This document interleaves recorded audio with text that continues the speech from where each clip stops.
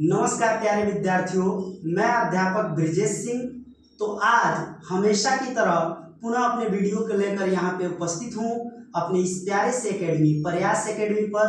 तो आइए, हमेशा की तरह भौतिक विज्ञान यानी फिजिक्स के बारे में हमने अध्याय 1 में तमाम भागों के बारे में हमने पढ़ा है। आज उसी का एक नया वर्जन आप लोगों के सापेक्ष में लेकर आया हूं।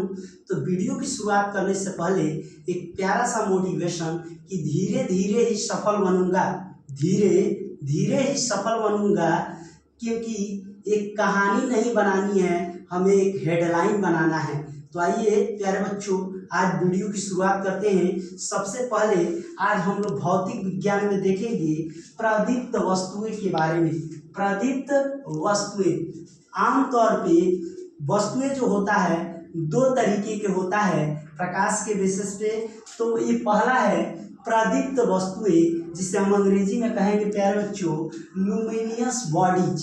लुमिनियस बॉडीज, प्रदीप्त वस्तुएं क्या होता है, आइए इसके बारे में हम चर्चा करते हैं। जो वस्तुएं स्वतः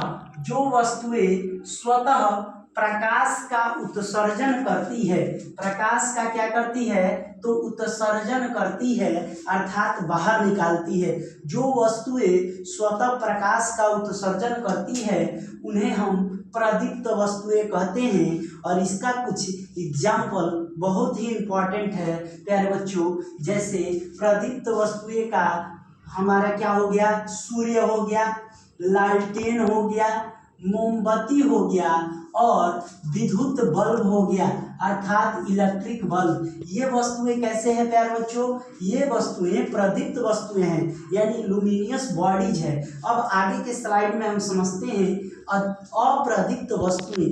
अप्रदीप्त वस्तुएं नॉन लुमिनियस बॉडीज।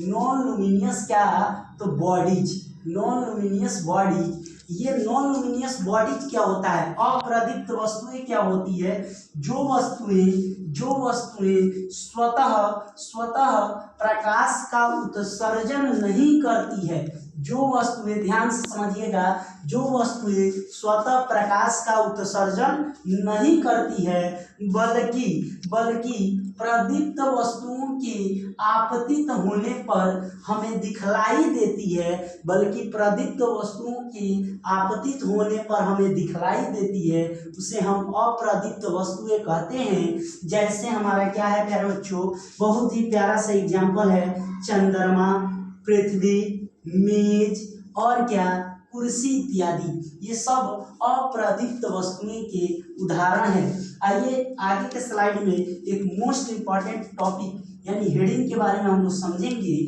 प्रकाशिक माध्यम, जिसको हम लोग अंग्रेजी में कहेंगे ऑप्टिकल मीडियम, अर्थात प्रकाशिक माध्यम।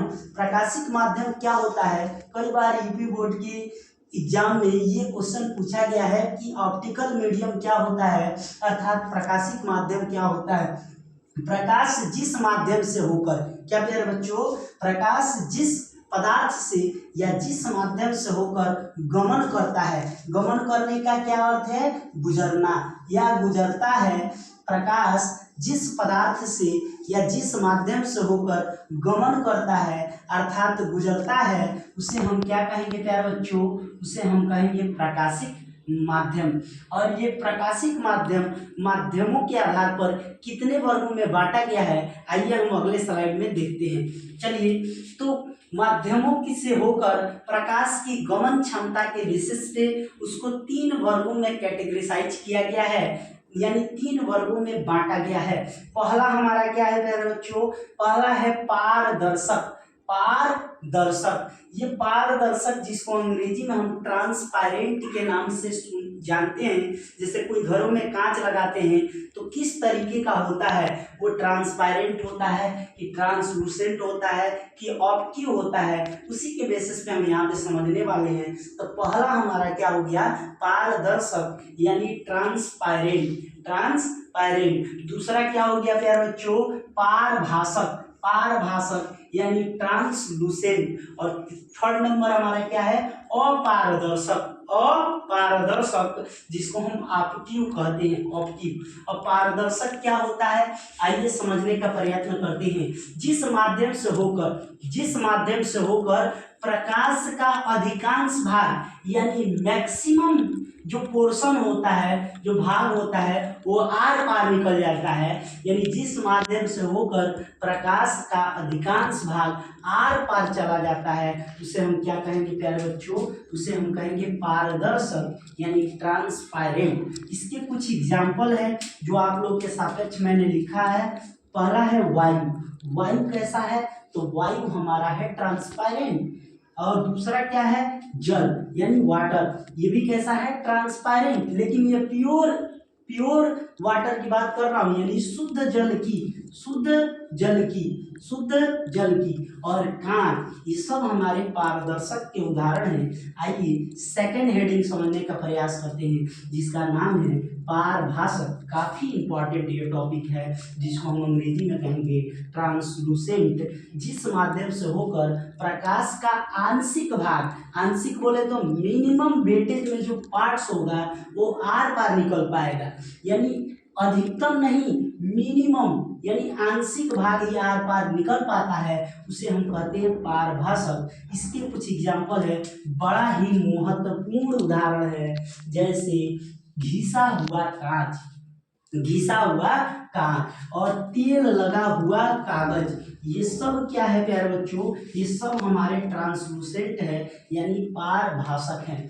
आइए समझते हैं नेक्स्ट हेडिंग यानी थर्ड नंबर अपारदर्शक, जिसको हम अंग्रेजी में ऑप्टिव कहेंगे। और जिस पदार्थ से होकर प्रकाश आर पार नहीं निकल पाता है, उसे हम क्या कहेंगे, उसे हम अपारदर्शक कहेंगे। जैसे पेंट किया हुआ दीवार इत्यादि, और भी तमाम एग्जाम्पल है इसके बारे में। तो चलिए आज के लिए बस इतना ही। तब तक के लिए आप ऐसे ही अच्छा वीडियो देखने के लिए एजुकेशन से संबंधित और यूपी बोर्ड कक्षा 10वीं अगर विज्ञान में बेहतर करना चाहते हैं, तो ऐसे ही मेरे इस प्यारे से चैनल प्रयास एकेडमी पर बने रहिए और मेरे चैनल को लाइक करें, सब्सक्राइब करें और दोस्तों के साथ साझा करना ना भूलें। Thank you so much.